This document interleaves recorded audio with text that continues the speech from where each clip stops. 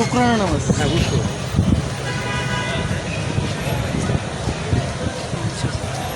জামায়াত ইসলামীর সাবেক সহকারী সেক্রেটারি জেনারেল এটিএম আজহারুল ইসলামকে মানবতা বিরোধী অপরাধের মৃত্যুদণ্ডের সাজা থেকে খালাস দিয়ে রায় দিয়েছেন আপিল বিভাগ।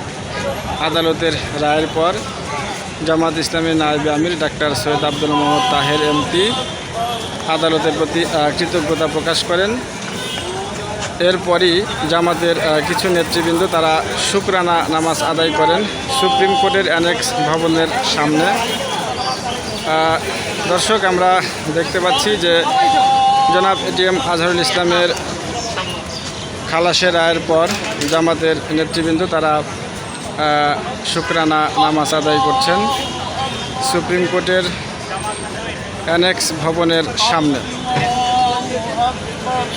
এদিকে জামাতের যারা শীর্ষ নেতৃবৃন্দ ডাক্তার সৈয়দ আব্দুল্লাহ মোহাম্মদ তাহের, জামাতের সহকারী সেক্রেটারি জেনারেল এটিএম মাসুম, সহকারী সেক্রেটারি জেনারেল মাওলানা রফিকুল ইসলাম খান সহ জামাত ইসলামের শীর্ষ নেতৃবৃন্দ আজকে আদালতে উপস্থিত ছিলেন। আইনজীবীদের মধ্যে মোহাম্মদ শিশির মনির, আবদুল্লাহ এহসান সিদ্দিকী সহ অন্যান্য সিনিয়র আইনজীবীরাও উপস্থিত ছিলেন। তাদের রায় ঘোষণার পর তারা শুকরিয়া জানিয়ে সাংবাদিকদের কাছে ব্রিফ করেছেন। তারা ঠিক সকাল 11:30টায় রাজধানীতে জামাত ইসলামীর আমির ডাক্তার শফিকুর রহমান সাহেব